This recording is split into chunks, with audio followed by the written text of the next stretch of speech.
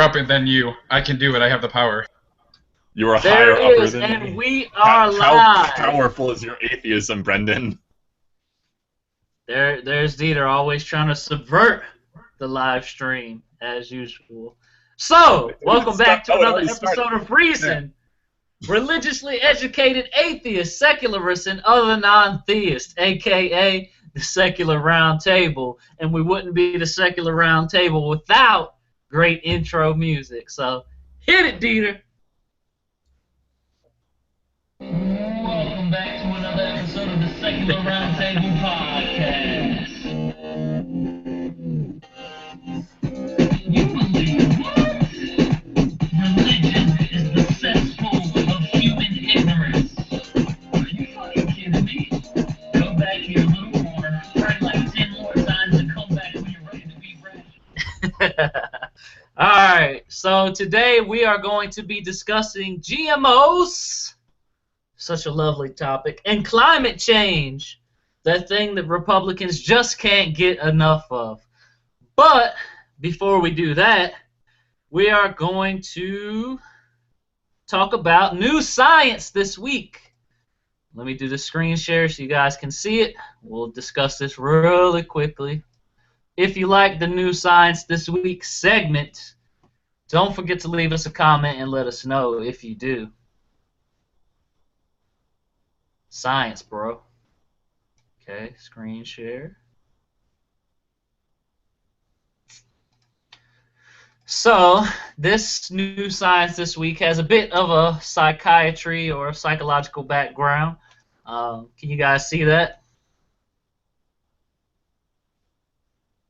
Alright, so, basically you can read that abstract there, but this new science is coming from Mark Potenza and his colleagues, and it is about how childhood trauma alters neural responses to stress. Surprise, surprise.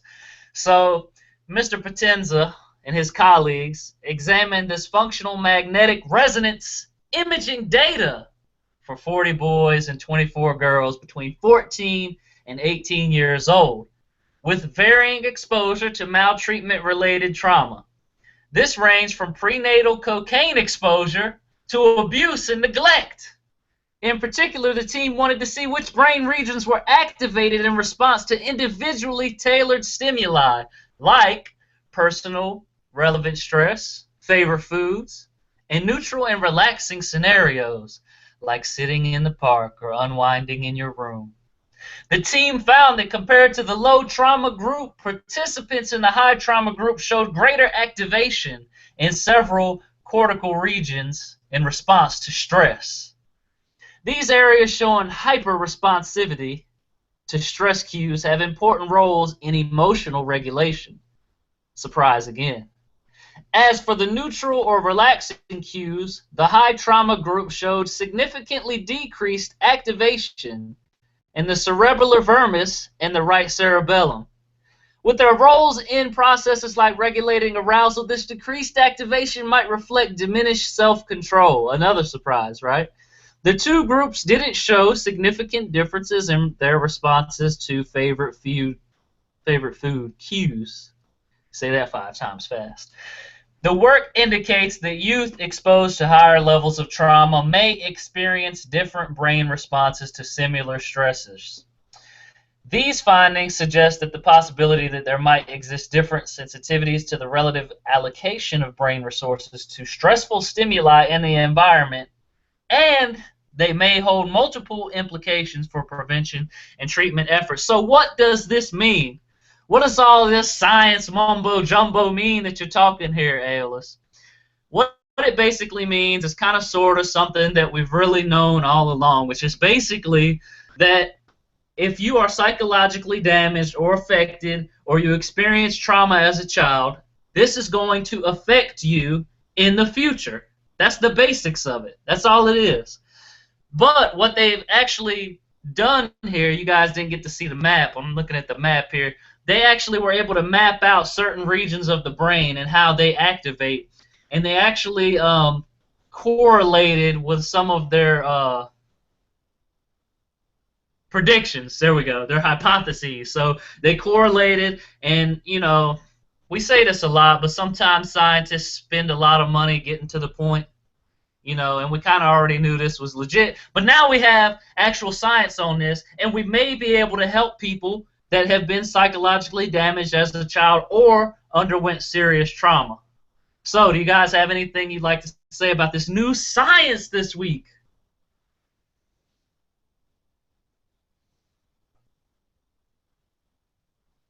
Nobody? I thought maybe Dieter would have something to say. He seems to have a little bit of an interest in psychology.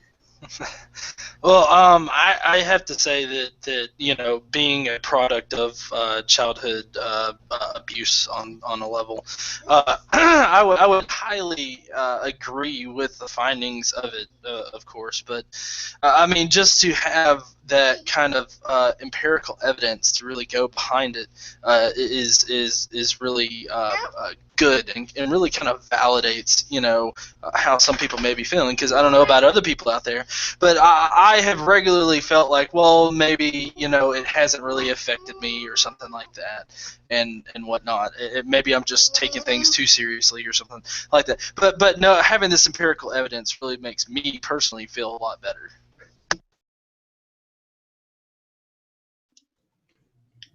Now, did it include religious indoctrination in the list of possible things that cause trauma? I did not see that, but see, here's the thing about psychology. Psychology is relatively silent when it comes to atheism, and the reason for that is because it seems to be such the norm to have religious beliefs imposed on you. I know it sounds ridiculous, but that is how it has been treated for at least the entire history of the study of psychology, until basically in the last 10 years we haven't had any real pioneers into this, and we haven't had anyone saying that religious indoctrination is damaging or it is trauma, even though we all know that it is. But of course that's going to require a $2.5 million study to figure that out. Well, I mean, it's not that we even need to figure it out. We already have large organizations dedicated for the sole purpose of helping people that were damaged by religion. And I don't really see it as too much different than any other kind of psychological manipulation, so I would be really interested to see if it would hook up with this other types of trauma. But as far as the information that you provided, it's not surprising, like you were saying. All these different circumstances when people used to think that, oh, the kid's too young, or kids will just forget. They don't.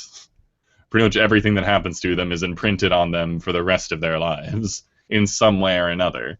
And I think it actually is very valuable to know this about anyone, because then you can actually start reflecting and going like, huh, maybe that's why I have issues when somebody is telling me I'm not allowed to do something. Or maybe that's why I'm scared to death of belts. So that was meant to be funny. Har har. Beating kids isn't funny. Anywho, it's useful for introspection for when you become an adult, because then you can actually know where you should gear your psychotherapy or whatever. So cool. This is good stuff to have evidence behind. Yeah, it is, because just to echo what you guys were saying, I think, anecdotally, we all pretty much suspected this, but that's an important thing in science, is to actually, demonstrate using evidence and using the data to get to the conclusion that even if something that is suspected, because that's what science does, it kind of puts the evidence behind things, even, because sometimes things seem obvious or it seems one way, and then you actually look into it and maybe that's not the case. So it's definitely not surprising, but good that we're able to get some data to support this.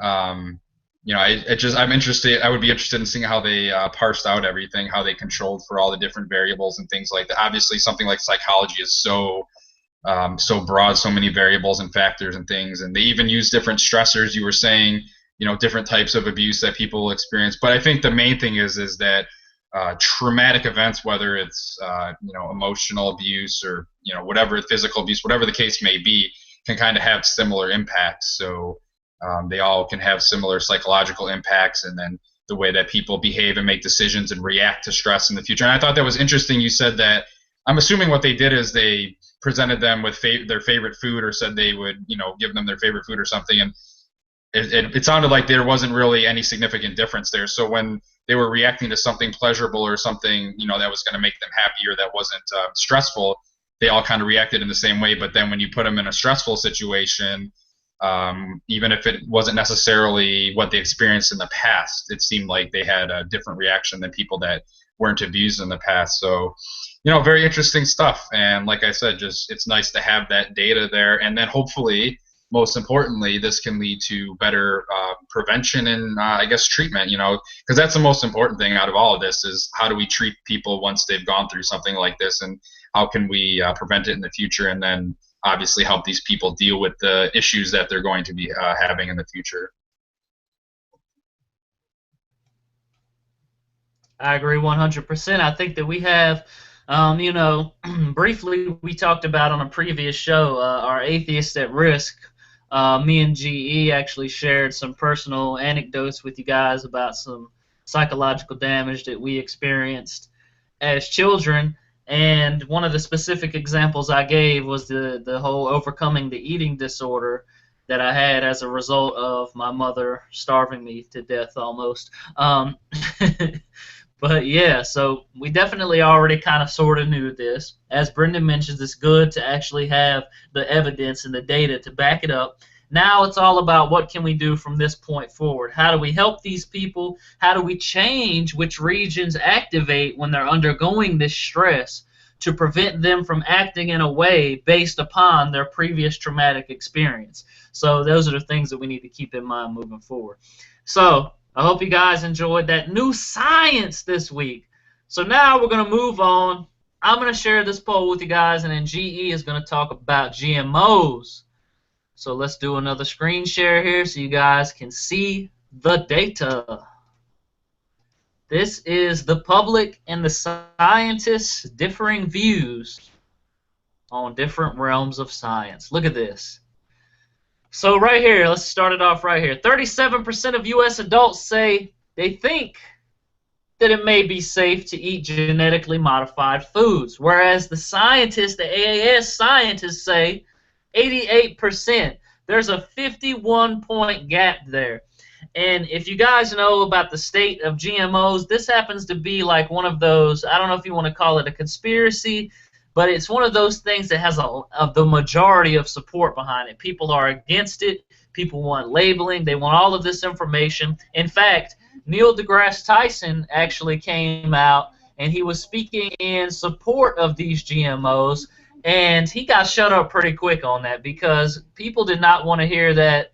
They were trolling his pages and stuff like that. But anyway, to continue here with the things that are actually going to be relevant tonight, let's go to climate, energy, and space sciences.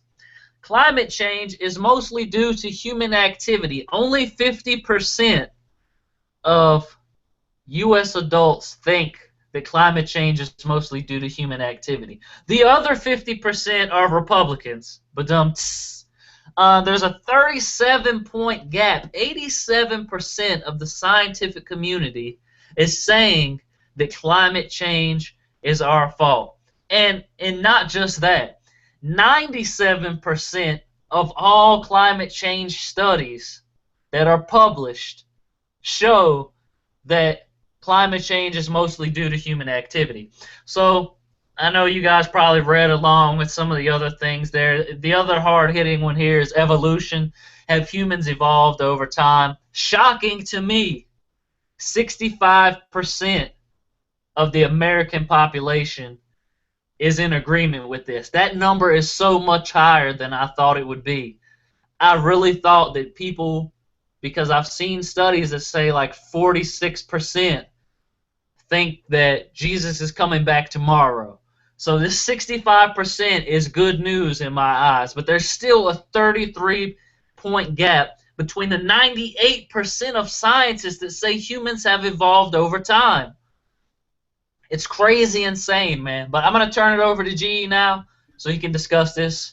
Go ahead, All G. right, real quick, if I could just jump in, I just want to clarify. It looked like that this poll was of AAAS scientists, so that's American Association for the Advancement of Science. So this poll, I don't think was polling people specifically in each field. So when it said, what, 80-some% of scientists accept humans having an effect on climate change, that's not the percentage of climatologists. That's just these scientists. So there's people not in that field who are being polled here. So I just wanted to clarify that because actual climatologists is, upwards, higher, upper 90s and all that. But then also to just kind of drive home how accepted evolution is, 98% of these scientists accept it, even not biologists. So just all scientists they polled. I just wanted to clarify that point.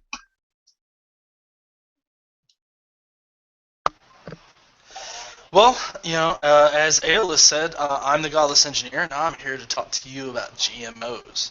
GMOs are genetically modified organisms.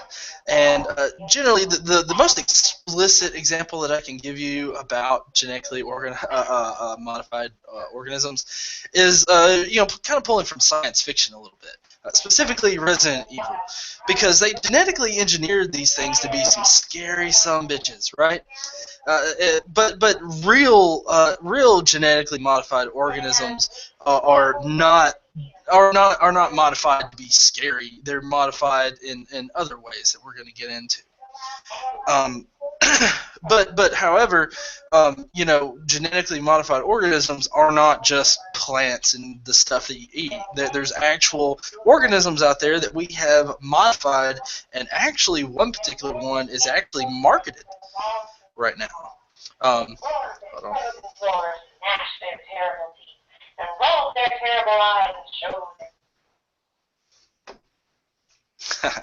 on. Okay, so GMOs use genetic engineering, and me being an engineer, I felt like I should go a little bit deeper into this. What genetic engineers really seek to do is alter the genetic code of a particular organism. Now, new DNA can be inserted into an organism, and that DNA can either be from the same organism, which would be crap,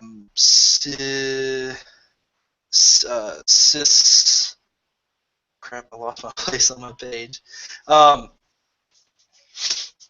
New DNA can be inserted into the host organism by isolating and copying genetic code using molecular cloning. You can also synthesize part of the DNA as another way of obtaining the code that you want to put in there. And genes can be removed from an organism using a nuclease, which is just an enzyme that what it does is it actually severs the bond between nucleic acids, like DNA. And if you don't remember from last week's show, we actually had an example of this on the new science of the week, because a scientist actually went in and removed part of the genetic code in a bacteria that made their flagellum stop growing. And this this genetic engineering is how they did it. They went in and they removed it, and that resulted in new empirical evidence that shows evolution is in fact happening even now. So if you want to know exactly how that resulted in that kind of evidence, I suggest you going back and looking at our previous episode.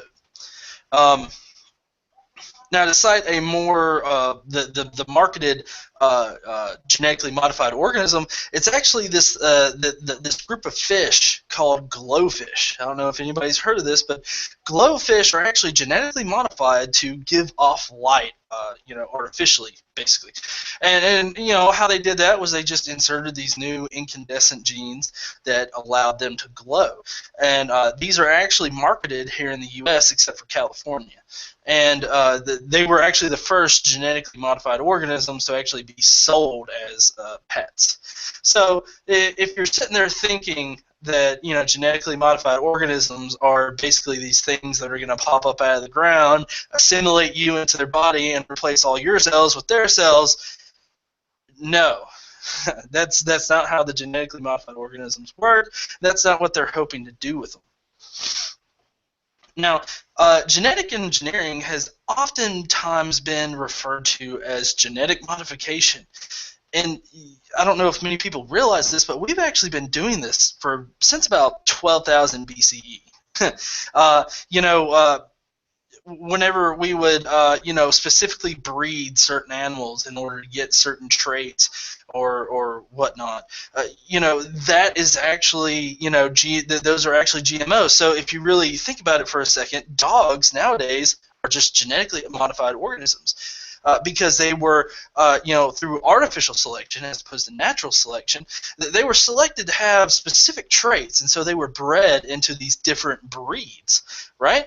And so basically, if you're scared of genetically modified organisms, then you shouldn't have pets at all. Now, there's also that would be the selective breeding, and then the artificial selection is just when, like for instance, Carl Sagan in his original Cosmos, he singled out this crab that had this particular feature on its back that made it look like a face. And so the fishermen wouldn't catch those crab; they would throw them back, and so that resulted in a large population of crabs with a sort of face on their back. And so that's kind of an example of artificial selection too. Now these genetically modified organisms rely on recombinant DNA, and that's, like I said before, DNA that's been altered, inserting new genetic information or deleting old other genetic information.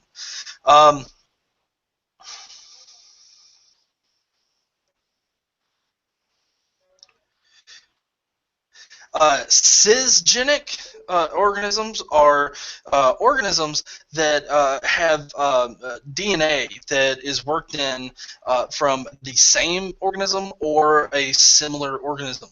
Transgenic recombinant DNA is where an organism that doesn't normally breed with that particular organism gets genetic information inserted into it, and it's given new features.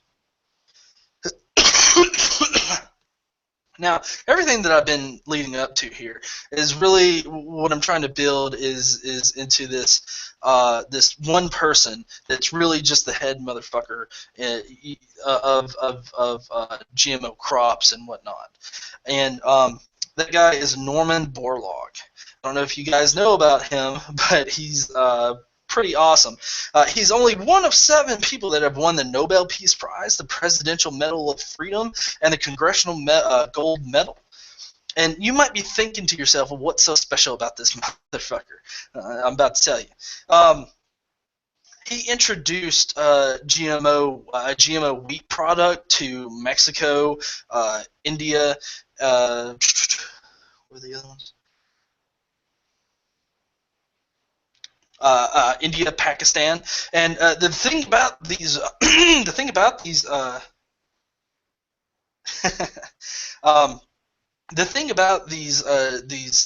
wheat products, though, was that they were genetically modified to be semi-dwarf, high yield, and disease resistant,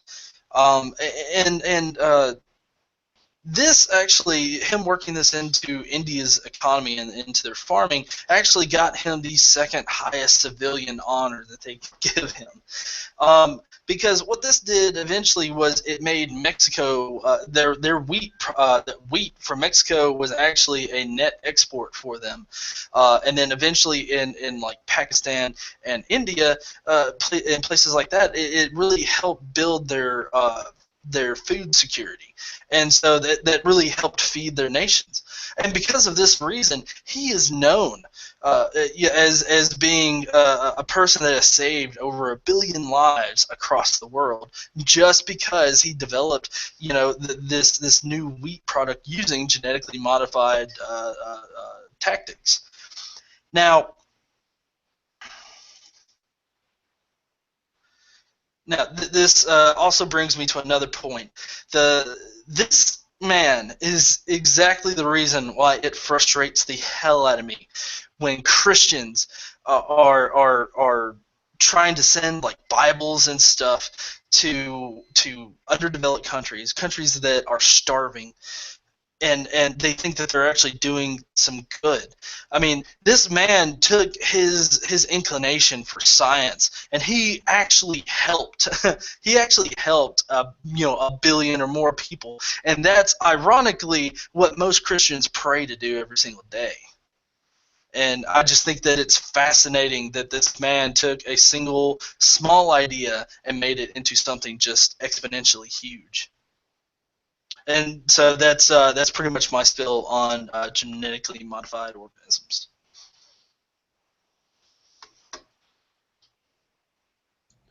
Another example that I really wanted to mention was golden rice. I forget which region it was specifically targeted at, but golden rice is just like regular rice, except it has enormous amounts of vitamin A in it. It leaches the vitamin A out of the soil and pumps it into people's stomachs. And for places that don't have ready access to vitamin A, this saves their lives. So, not all GMOs are evil. In fact, very few of them are. I'm waiting for Brendan to drop the banana example on him. Well, yeah, I was going to get to that. I mean, we all know what that's about. Well, we do. I don't know if everybody else watching does, but that's that's something we like to bring up a lot when Ray Comfort talks about, his God banana being the perfectly designed food and all that.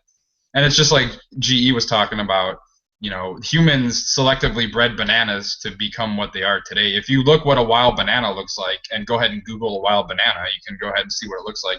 Very small and tiny, and very full of seeds, not very appealing at all. And, basically humans cultivated them and turned them into these much larger fruits with, obviously at this point we've made them essentially seedless. Or the seeds are so small you can't see them. You certainly aren't going to be having them getting in your way when you're eating a banana and all that. So that's a perfect example of, I don't know. I hesitate a little bit to call it genetic engineering because it's artificially, it's artificial selection. We're not actually going in there and changing genes around or anything, although we are artificially selecting for, the types of bananas that we want. It's very similar, a little bit different, but yeah, that's another very good example. And even corn, just even the corn that we're all familiar with. If you look what the actual, fleshy part or the seed part of corn is naturally, it's nothing like what we eat today. So if you're unfamiliar with those examples, just like I said, go ahead and do a Google search and you can see exactly what humans have done and what kind of impact that's had. And so that's similar what we're doing today with GMOs with various crops to make them more bountiful, I guess, and be able to feed more people and more resistant to crops and pests, or to pests and diseases and things of that nature. So I was going to speak a little more on that when I get a chance. So I'll leave my comments there for now, I suppose. I say go ahead because while we're on GMOs, because when we switch over to Dieter, we're going to talk about climate change. So all right, that's really cool. All right, so that's cool. I'll finish up my comments then. So yeah, I mean basically, so GMOs are like GE said, genetically modified organisms, and there's a ton of benefits to doing this. I understand the risks that are involved. As anytime humans are doing science, you have to think of ethical concerns and you have to think of potential consequences, even things that might be unintended or unforeseen. And that's just it's good to be cautious and do your due diligence and try to make sure. So I can understand people being slightly skeptical of GMOs or having concerns. That's understandable. It's justifiable. But a lot of the things that are circulating out there that people are talking about, they're either just completely fabricated, completely not even realistic, not even things that could even occur. So, for example, there's people who actually believe, say, for example, if we modified like a soybean crop to produce its own pesticide, essentially. So it produces its own chemical that stops pests from attacking it so that it can so they're not susceptible to predation and things of that nature.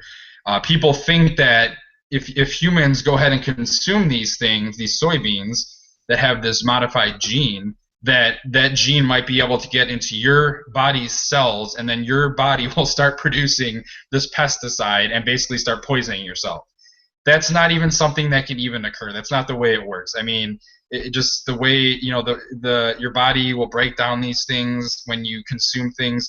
The molecules are just way too big. Your cells don't just sit there uptaking entire chunks of DNA or genetic material, that are floating around. It's just not going to happen. That's why like viruses have to actually attach to your cells and inject RNA or DNA into them to actually have an effect to make your cells start producing proteins, or the viral proteins start assembling new viruses, things of that nature. So concerns like that are just unrealistic. But if you're not informed, if you don't understand how these things work, you might take that and be very frightened and scared. But that's just not something that's realistic. Something that would be a realistic concern about GMOs would be, we start producing all these crops that are only of a specific genetic makeup. So we put, a certain gene in all these crops because it helps them be more bountiful. It helps them be resistant to diseases and pests and things of that nature. And then all of a sudden, you're going to have a population of crops that are all very similar, at least with respect to these genes. And so if you have some kind of change in the environment, if you have some kind of adaptations by pests or predators or diseases, and they can start attacking based on the new genetic makeup, all of a sudden you have your entire crop population is going to be susceptible to this new threat. And then what do? I mean, you're going to lose all your crops. And so that's, because you kind of lost the natural diversity that exists there. So that's definitely something that is of concern that we should be very cognizant of when doing this, that we don't put all of our eggs in one basket, so to speak, because a lot of the reason we're doing these GMOs, as they have talked about, is to increase yield, is to put vitamins into the crops where people in areas where they might be deficient in those vitamins, things of that nature. So we want to be very wary of putting all of our crops at risk, because we're essentially trying to feed an ever-increasing global population by doing this, and we don't want to have it bite us in the ass and actually end up hurting us. So the whole thing, everybody's like, I know everybody's big against Monsanto and everything, and you can be of that opinion for various reasons, the factory farming and all that. But as far as GMOs go, I don't see any scientifically valid reason why we need to label GMOs. I think it would just be extraneous information that we don't need. It's not something you need to know. It would just feed into, furthering this idea that GMOs are somehow bad, or there's something wrong with them, or you should be concerned about them. I think the concerns are not really with consuming them. There's outside concerns that are kind of correlated to doing this.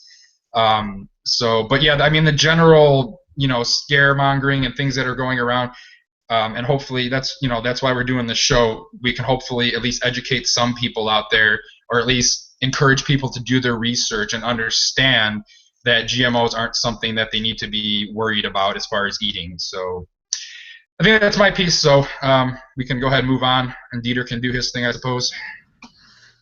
Let me just say this real quickly, because there's a huge movement to label GMOs, and let's just first say there's no one simple genetic change that we're referring to.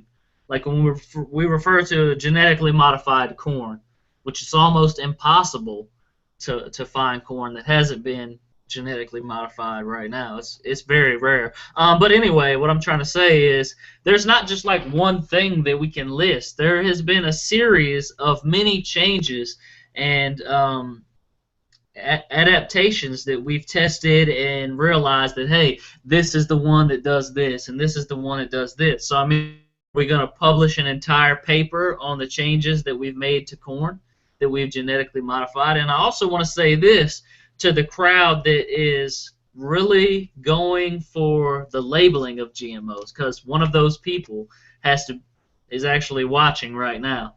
So I just want to say this. I'm kind of addressing someone specifically here. If you can't read the label now and tell me what those ingredients are, then you're not going to be able to tell me what any GMOs are that are labeled. So until you get that together, if you're not even worried about, like right now, what's on there, what they're already putting in there, such as putting wood pulp in your shredded cheese, and labeling it as cellulose. That's just an example. But if you can't tell me what that stuff is already, then it's not really going to benefit you to know what specifically they've done to your corn or to any other ingredient that's been genetically modified. I also wanted to mention real quickly that Bill Nye, he was kind of like in the middle. He was on the seesaw when it comes to GMOs. But he recently announced that his chapter in his book about GMOs is going to be revised after he went to Monsanto and, he got a glimpse of their facilities and what the scientists over there are doing. So, to me, this can only mean one thing. He's went there, he has witnessed the science, and he obviously thinks that it was for the benefit of all of us. So with that being said, I'll go ahead and turn it over to Dieter. And unless anybody else has anything to say about GMOs, we will start talking about climate change. Well, I would actually like to say something real quick. I think that they should put the exact thing that they changed on GMO products, like to the gene. Like, we changed gene L542-38, and that's the one that we changed. Oh, you don't know what that is? I'm sorry, we labeled.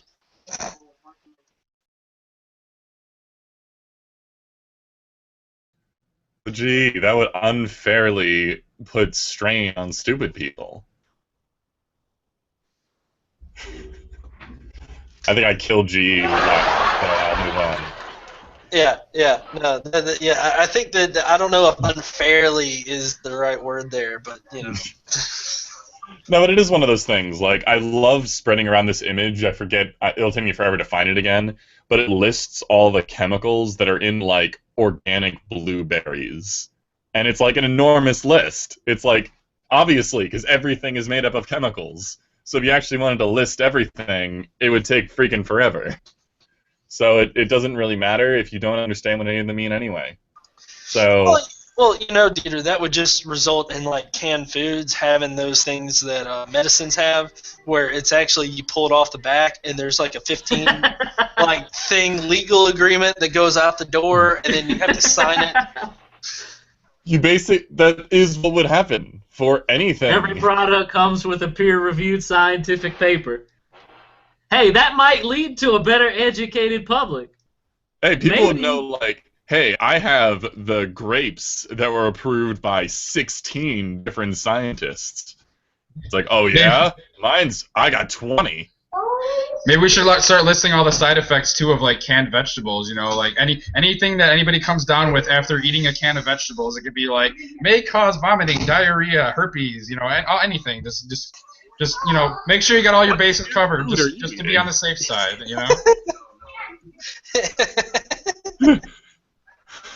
Did he Brendan, just say... I want to be sure. If you're eating canned food that has a chance of giving you herpes, stop. I think Brendan just gave a whole bunch of people out there new excuses to explain their herpes. Man, I don't know. I was just eating these peas, and then all of a sudden, boom.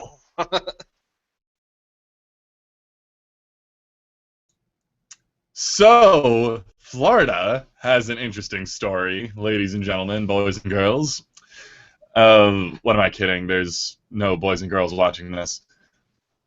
Anyway, actually, honestly, let alone women. I'm pretty sure only like 6 guys watch this show, and 4 of them are watching right now. Oh, self-burner, terrible. So, Florida's Department of Environmental Protection is tasked with protecting the air, water, land of Florida, all nice, good stuff. Except for their governor, Rick Scott, decided that climate change is a bad word. Let me explain. He, in a kind of unofficial stance, because there's no way that this could actually be an official policy, he just has his departments, or the departments that work directly under him, or directly under his friends, apparently, to completely forego ever mentioning the phrase climate change. Because as we all know, denying a word or phrase makes it just disappear. If we just stopped calling gay people gay, they'll just become straight. Because that's how logic works in Florida. Anyway, it goes on to say, like, the secretary, Tiffany Cowie, Cowie, doesn't matter. The DEP's press secretary says that there is no official stance, which is true, it seems. But it's every single time anything comes up, there's always some member of this department coming in and saying, actually, you shouldn't talk about that. Let's see. There's a couple examples. There's something about this group wanted to do a report on coral reefs and what affects them, and the department comes in and says, you know what, you better not mention climate change, because that's just not allowed. And it's just like, how the hell do you not talk about climate change when it comes to the health of coral reefs? That's ridiculous. It goes on further to talk about, in South Florida, there's like tide problems, like rising sea level problems. And it's just like, you're allowed to talk about the rising sea levels. In fact, the governor approved last month this $106 million proposal for a budget to mitigate the impacts of the rising sea level, but we're not allowed to talk about the science that is contributing to that rising sea level.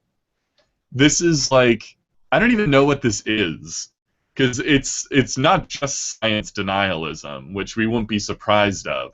This is like reality denialism, because he understands that the issues exist. He's just not willing to discuss what is causing them. And this is just transparently evil, in my opinion.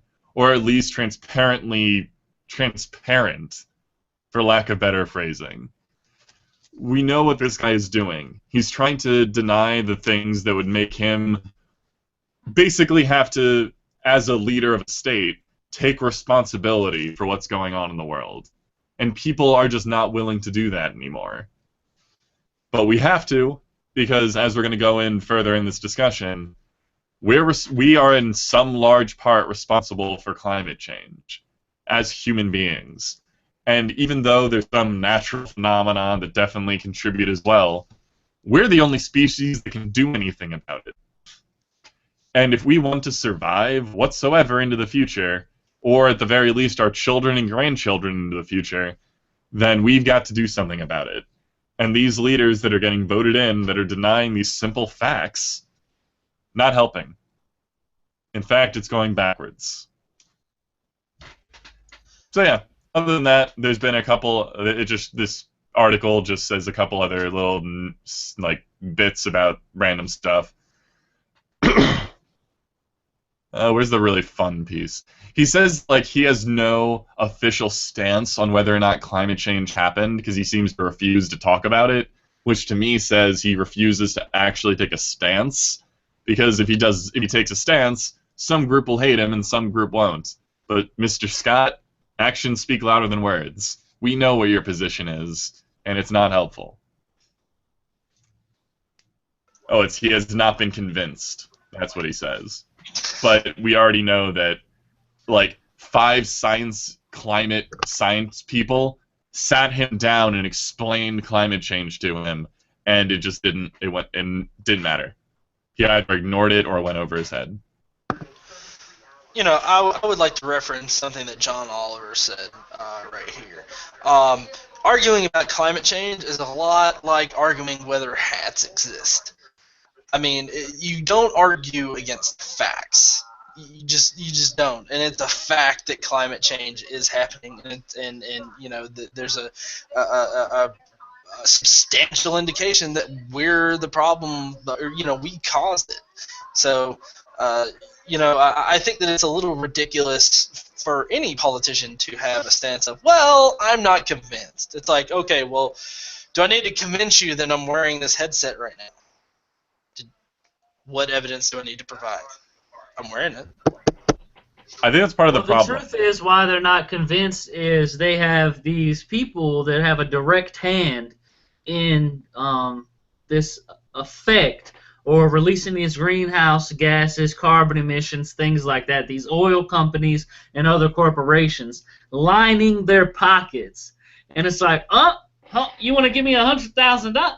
What's climate change? Never heard of it. Let's ban that word. That's the most ridiculous thing I've ever heard. And to me, if you thought that climate change did not convince you, or you thought that there was some evidence against climate change, what you would do is present that evidence.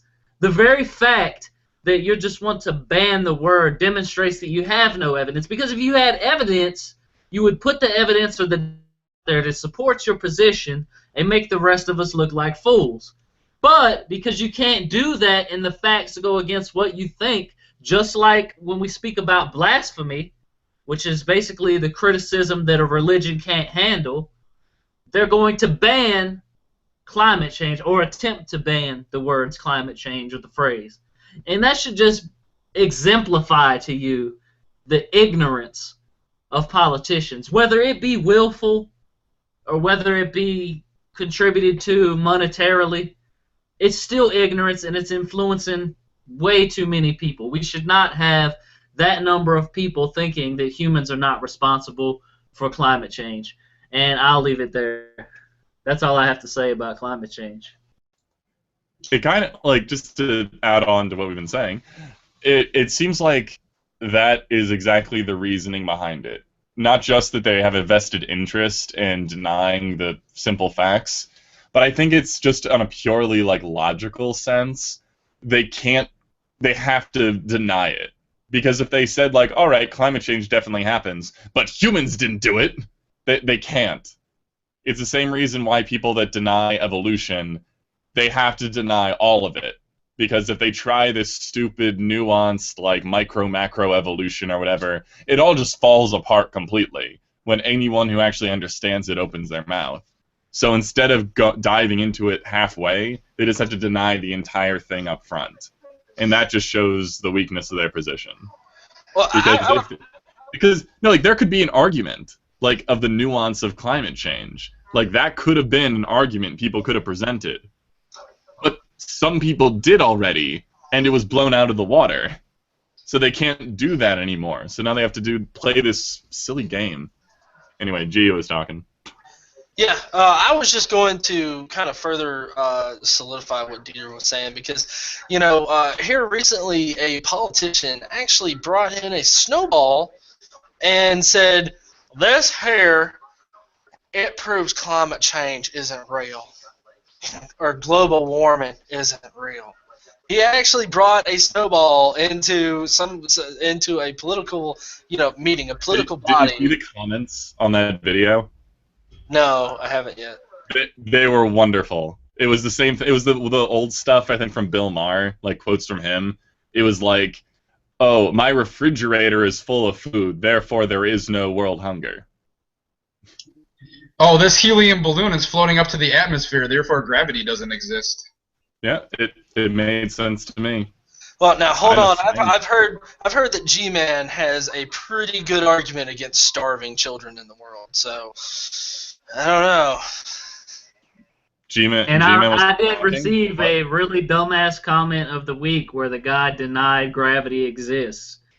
So I don't know if you guys saw that, but I posted it not too long ago, and he actually made the next episode of 5 Dumbass Comments of the Week. You see, like, gravity, evolution, and climate change. These are the observable facts. The next step is explaining those observable facts, and it turns out we have pretty good explanations for all of them. Except for, honestly, the one we have the worst explanation for is gravity. But no one wants to talk, like, people don't understand science. Last thing I'll say on this topic before I guess maybe Prototype wants to interject something. I'd love to actually highlight the dynamic between the effects that we saw with lead being in our various products and how that relates to climate change. And if you've seen the newest Cosmos, you already know what I'm about to say, but in case you haven't, I would suggest checking out that episode. I can't remember which episode it was, but I'm sure I can find it here in a little bit. But basically, with lead in our gas and lead in our various products, we were contributing a lot of lead to our environment. Well, see, the oil corporations or whatnot actually got a hold of a scientist to write papers and do, scientific papers explaining how we're not adding lead to our environment and saying that lead is already there, that's just part of our environment, right? Well, the guy that actually created the first clean room and discovered, the actual age of the Earth, that's the reason why he had to build the first clean room. He actually went out and got some really old ice samples from up in, I want to say it was the Arctic. But anyways, he went and he got that and he tested it. And the lead levels back then were so much lower, like vastly lower, compared to the ones now. And the way that he performed this experiment really indicated the fact that the lead in our products, the lead in our gas that was being, exhausted out of the cars into the air, into our environment, was actually causing our lead levels in our actual bodies to significantly rise and cause a lot of problems. So he fought for many, many years against this one scientist who was writing all of these reports saying that lead was not a cause for all the lead that we see in our environment and whatnot. He spent several years fighting against that, and finally he got people to listen. I can't tell you how much this relates to the current climate change discussion that we're having. Because, you have people that are, like, I don't know, what is it? Dieter would probably know better than I would about how many reports have been filed that actually deny climate change. It's like 3% or something like that. But, all the other climate change reports are saying that, yes, we are having an effect on our climate, but yet people are holding on to these ideas that, no, we can't change it. Only God can change our environment. It's like, no. We've already proven that we can affect our environment with lead. So why is it that the newest revision of our fuel sources hasn't caused something else? And a good indicator of what could happen in our future is looking at Venus. If you look at Venus, it has a lot of greenhouse gases that are trapped in its atmosphere and whatnot. That has done is cause it to be a really, really shitty place to live if you were to actually go there and try to live. Basically, you can't live there at all. And so, looking at Venus and looking at that is kind of like you and your buddy are sitting on the side of the road and you're looking at a car wreck, right? And your buddy goes, that's never going to happen to me. It's like, oh, yeah, well, I mean, it's right there. I mean, it obviously happens to people every day. It's like, yeah, but, only God can do that. I mean, that's quite literally how stupid that is.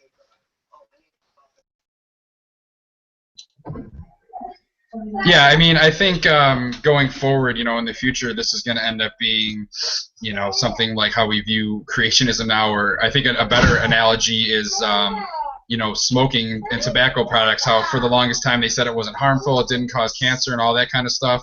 And, we look back now and obviously, people were just, the tobacco industry was just covering up for it. And I think that's going to be, the politician you were talking about earlier, the guy that brought in the snowball and said, global warming isn't real. That was James Inhofe. And he's a well-known climate denier, and he's probably in the pocket of big oil and all that.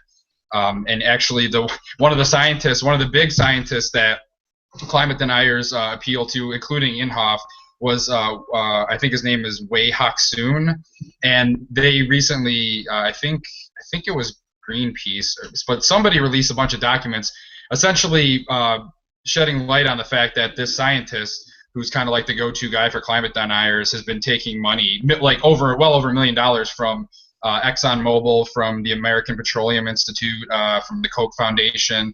So, I mean, that just goes to demonstrate kind of what people have been suspecting all along, is that these very few scientists that are actually out there saying that climate change isn't real are actually in the pocket of energy companies who are just trying to protect their own interests and their profits and things of that nature. Because the simple fact is that, whatever you want to call it, global warming, climate change, it's real, it's happening. So regardless of the debate of what impact humans are having, we have the data to demonstrate that the Earth is warming overall, or that the climate is shifting. And to that point, people that like to deny this phenomenon that's occurring, they say, oh, well, you changed it from, global warming to climate change to change your story and all that. It's not true. The reason that we call it climate change now is because it's a better descriptor, it better describes what's happening. Because global warming, people think like, oh, well, the entire planet's warming up equally everywhere, but that's not the case. What it is, some places might be getting warmer, but other places might be getting colder. And so basically, actually a better term is climate displacement, because basically what you have is climates are shifting from one place to another. And another thing that's predicted by climate change is that you're going to have warming oceans and more acidic oceans, and then you're going to have, due to warming oceans, more moisture in the atmosphere, and you're going to have these bigger precipitation events, so bigger snowstorms, bigger rainstorms, things of that nature. Or it's going to shift, so places that maybe were drier before are going to get a lot of moisture, and places that used to maybe get a lot maybe won't get so much. So, it's this whole idea of this displacement of the climate. Sorry, and then so climate is basically, weather, which is something that's happening right now presently, is basically weather, but over a long period of time in a certain area. That's what climate is. So people oftentimes also confuse weather with climate. So saying that, hey, it still snows in the winter, that just proves climate change. That's simply inaccurate and foolish to say that. I guess another thing I wanted to point out is that, it's happening. So, if humans are having any sort of impact on it, which the overwhelming majority of scientists say, and you can put whatever number you want in, 97% of climatologists say that humans are having an impact, whether we're entirely responsible for the climate shift or we're just having an additive impact to maybe what the Earth would be doing naturally, maybe we're just exacerbating it. Either way, humans are having an impact. You can't just put that much carbon in the atmosphere that's been sequestered for millions of years in fossil fuels and things of that nature, all the stuff we put into the atmosphere, and then not expect the atmosphere and the Earth to warm. It's the whole greenhouse effect and all that. So it is happening. And so if there's anything we're contributing to that, if there's anything we can do about it, we should be, because this is the only planet we have to live on. So that's why it's so important. And if we are having this impact, then the damage that we've done already, even if we were to stop and start making changes now, the damage we've done already is going to be long-lasting, and that impact is going to be going on for a while. And that's why we need to start addressing it. This is not. There are not any climatologists out there becoming millionaires off of government grants to do this research. There's not some grand conspiracy. If there is a conspiracy, it's on the other side. It's the energy companies trying to cast doubt on the actual science and what's going on to try to protect their interests. So yeah, I think I'll just wrap it up on climate change with that. As far as it goes with GMOs, I just had a couple other comments. There's some countries like Ghana, I think I heard, just ban GMOs, and I think there's some European countries doing that. I think that's jumping the gun. I think that's going way too overboard right now. And then also there was someone in the chat on the YouTube video asking where they could find good information on GMOs. Obviously you could read scientific journals on them, but most people aren't going to do that. I don't know. I've just kind of gleaned this information just doing my own research and things of that nature. But if you're looking for a quick overview, I just did a quick Google search. So if you just Google search GMOs, and if you scroll down to the bottom of the first page of results, there's a Nature.com article on there. And that looked pretty promising just to get some good information. So that's something you can check out if you're looking for more info on GMOs. So that's it for me. If you guys didn't have any other comments, I'll kick it back to Aeolus then. Let's just say really quickly, too, that if you have a group of scientists that are telling you, okay, it's probably going to be good to go, are you really going to believe some stay-at-home blogger mom saying that GMOs are all bad? Come on, we have to at least value people. Now, this is not in an appeal to authority fallacy. This is saying that there are some motherfuckers out there that know their shit. Okay, and you might not be one of them. If you're not properly trained and you study this stuff and you're the one getting grants to do it, because you need to be an expert in order to be selected for things like this. So if you're not getting that, then you need to not value those people. So as Brendan mentions, you can Google this, and there are some universities, such as Berkeley, I know is one of them, that does a lot of reports on climate change, GMOs, and evolution. They have slideshows on it on their site. They have, just periodicals that they do. They have the brochures, the tracks, if you will. You can go there and check it out. Now, unless anybody else has anything to say about this, we're going to go into my favorite segment of Reason. And You Peter is shut up raising and his let hand. me talk first. Wah-ha-ha. Yeah, I just had several like ending points. One thing was my previous comment was just that there's more evidence for the other things than gravity. That's not really my intention of that comment. It was more that there is so much evidence for climate change and evolution, and so much evidence for gravity, but still, it's just to shed light on how much evidence there is when you compare the two. There's so much for climate change and evolution, but I digress. The one thing I wanted to just put forward as a concept is, like, why in the hell are these both politicians and scientists bought so easily? So that's just a thing for people to mull over. And an additional thing is the idea that, like, these energy companies have the infrastructure to basically shift over to other sources of energy if they wanted to. But so many of them don't want to, and it's so confusing why they don't. Like, we could shift over to, like, hydrogen if we really wanted to, but no one wants to, and that's just really depressing. So that's Yeah, what I that's think. the thing. I mean, as far as the energy companies, I don't see why they couldn't switch over to it. They could adjust and start going green and start investing in like alternative forms of energy.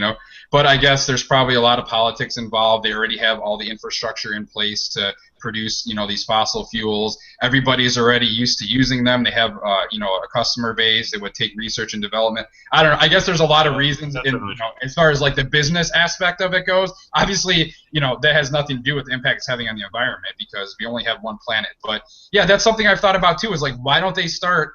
It's not like energy companies couldn't switch from fossil fuels to other technologies. Because a lot of the times, people that say that climate change isn't happening, it's just a big conspiracy, whatever, they'll say like, oh, well, you're just supporting green energy companies or this, that, or the other. Well, there's no reason why these oil companies couldn't transfer over to that, and start doing that too. So it's not really a good argument. So, I mean, like you said, it's just, No, I don't see why they couldn't do it. some car companies already have. Like Right. Hyundai, it was just like, we're building hydrogen cars. Hell yeah, we are. Because eventually they're going to, I think it's Honda, not Hyundai. So Honda's already been doing this. And it's like, yeah, we're going to transfer over eventually. People in general are going to do it. So we're going to be ahead of all of those people. And the last point before we go to Hypocrite of the Week, or before GE starts talking, is, smug smile right there, is it's not an appeal to authority fallacy if you're quoting actual authorities. So it's only a fallacy if you're falsely equating a conclusion based off of somebody's opinion. And normally that happens when the person isn't actually an authority, or if they're not an actual representative of the greater, like, I don't know, the consensus of a particular group of people.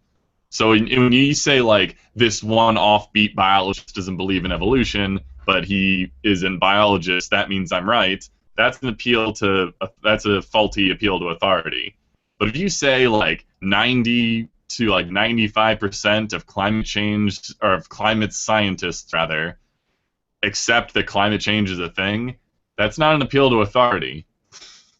That is an appeal to authority. And it's a good one. So remember the distinction. Yeah, I've found that people with logical fallacies often implement them wrong. So, like with ALS's example here, it's not an appeal to authority because those in that specific background have the authority to speak on such matters. They have the knowledge and whatnot. Where you really get into it is where it's not because, they know their stuff or they have evidence to back them up. It's when you say, oh, well, he's a chemistry teacher and he says this and that's why it's right. That would be like an appeal to authority situation. And that, like, the fact that he's a chemistry teacher shouldn't really have any kind of bearing on it. It should be, well, this guy has these facts that are demonstrable and he has this proof, and that is what his opinion is based on, kind of thing. That's the distinction, and maybe not a lot of people get that. But crap. I forgot what I was going to interrupt Dieter with before, so we'll just go ahead and go into this. So in my defense, I just wanted to say that I didn't even want to talk about the appeal to authority fallacy.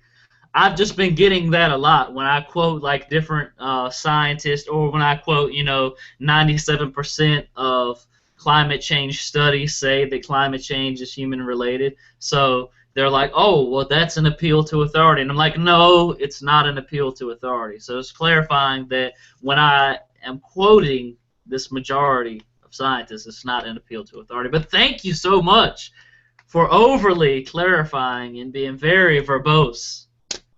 And bye, Dieter, you got the crit of the week. So, with that being said, we're going to head into my favorite segment of Reason. Hypocrite of the week! Woo! This week's Hypocrite of the week is going to a Boston reverend who is involved in some sort of illegal drug trade and ended up shooting a student over some altercation, an attempted murder. I haven't watched the video yet, but I saw the story. It looked very promising for Hypocrite of the Week, so we're getting ready to go ahead and do this thing. And they're already making me watch an ad, and I haven't did screen share yet. Alright, that sounds absolutely terrible, but I must go now. So, good luck with that. Really? Really? Is your ego that large that you must say goodbye to our viewers before signing off? Obviously it is. Why would you even ask that question? Dude, now I'm gonna have to go back and edit this segment to edit you out of the Hypocrite of the Week intro.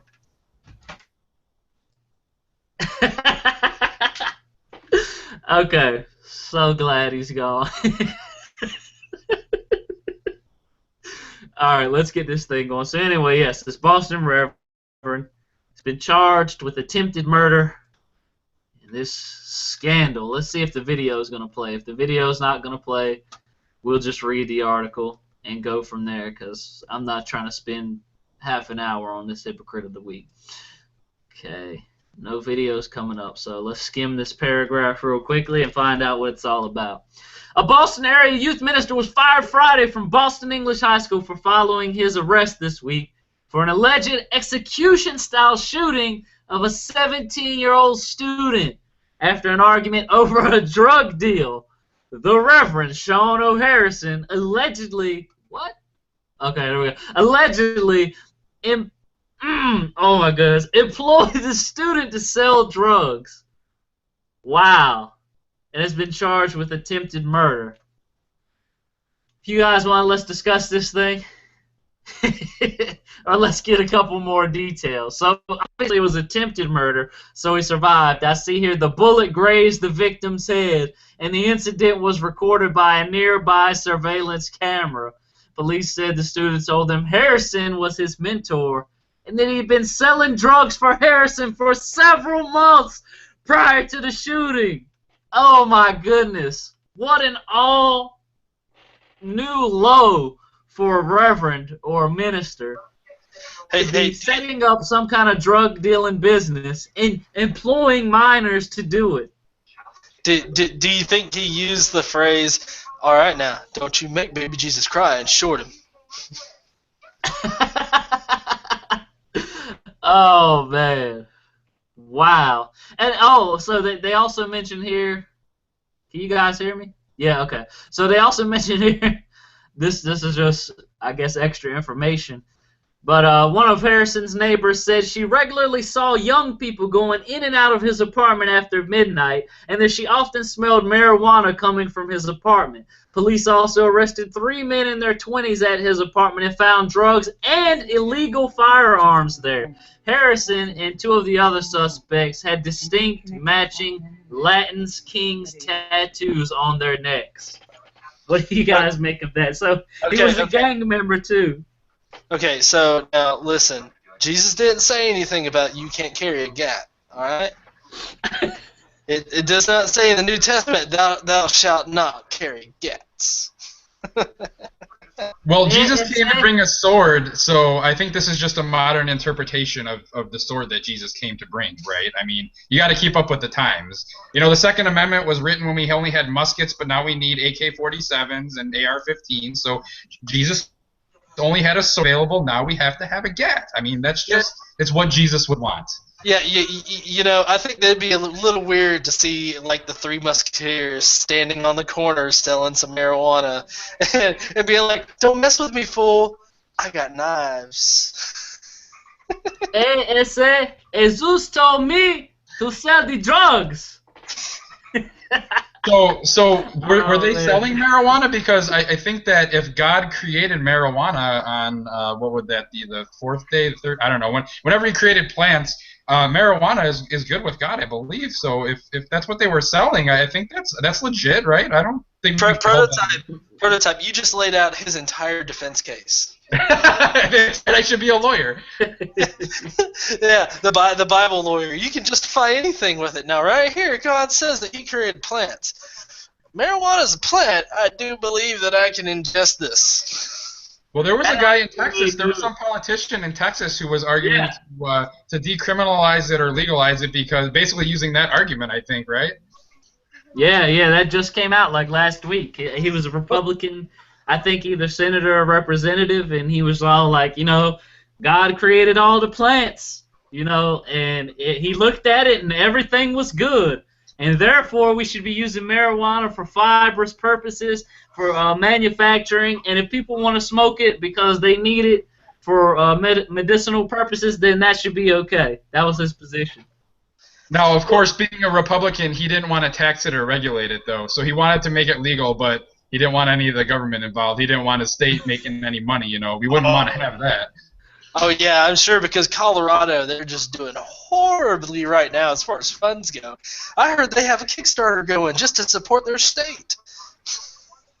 Hey, I don't want to get too far off topic here, but speaking of Colorado, they had a really good IUD program where they offered women one free IUD, you know, just through, they had like some kind of government grant or something, and now it's been so successful, the birth rate has gone down dramatically. Teen pregnancies and the abortion rate have dropped significantly. And so now I think the money's running out, and so they're debating whether they should continue funding it with tax money. And they're literally now starting to debate whether IUDs are birth control or abortion, which is completely ridiculous because IUDs do not prevent they prevent pregnancy, and abortion is the termination of a pregnancy. So anyways, that was a little bit of a tangent. We can get back on topic. I just wanted to mention that. Well, no, okay, hold on. I want to state something on that. Now, if they are going to say that IUDs are abortive in any sense, then you know what? Condoms are abortive. I mean, they prevent the sperm from connecting with the egg, so why in the world would you want to do that?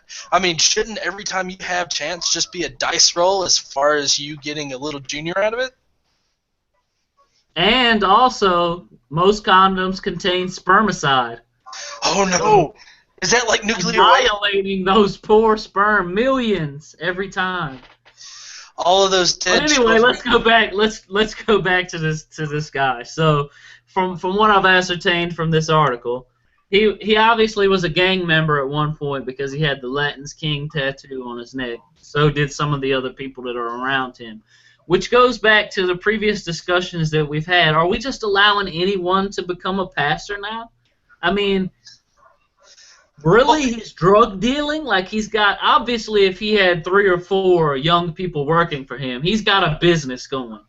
Okay, yeah, people know him. They know who he is. It takes he's a member of the community. I mean, you pretty much just need to be able to be charismatic, to talk to people, things of that nature, to be able to go up there on Sunday and do your spiel, I guess. I mean, the thing, if I read that article right real quickly, it said that it was an execution-style shooting, and yet the bullet grazed his head, and so it didn't kill him. Like, how bad does your aim have to be to try to kill somebody execution-style, and you graze them with the bullet? I'm sorry, I know I'm making light of this and everything, but man, this guy, if anybody had got on their side here, it was the victim. Just look at my hand. This is all you need to know. So, you know, proper position, Latin King's position, homie. Your ASA. Hey, bop, bop, bop. What do you think were like the last things that he said to this guy as he was like in execution position or what? I was like, "You best say hi to Jesus," or something. I think I would play with it. But anyways, I know exactly what he said. what? I know exactly what he said. So his name was Sean O'Harrison.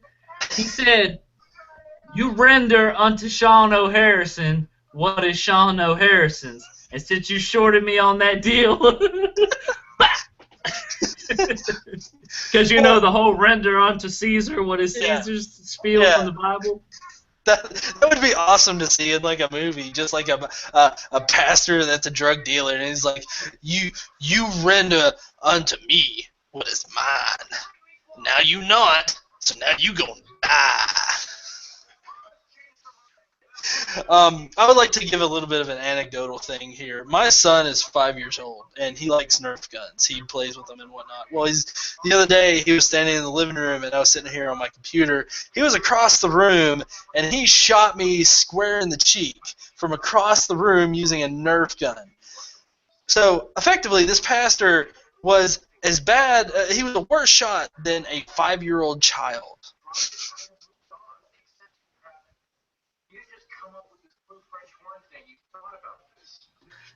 Yeah, I gotta say his aim must be pretty bad if it was execution style, like Brendan mentions, and he somehow only grazed the guy. But for being a minister and supposed to be a moral representative of your community, while instead you're dealing drugs. Now, I think that marijuana should be legalized.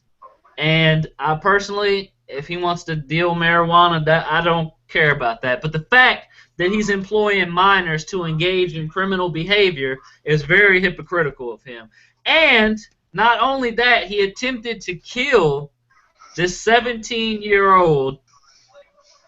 Wow, we just have to stamp you with Hypocrite of the Week. How low have we sunken as a society when we allow a prior gang member, marijuana dealing scumbag, to be the minister of all things, a youth minister of our church? It's a very disappointing day here at Reason.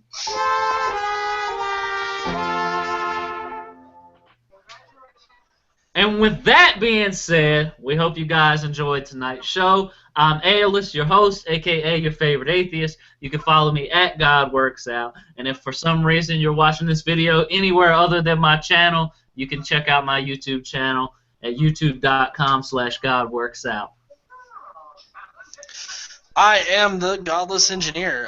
You can go over to my YouTube channel. I've got a number of interviews that are going to be posted this week.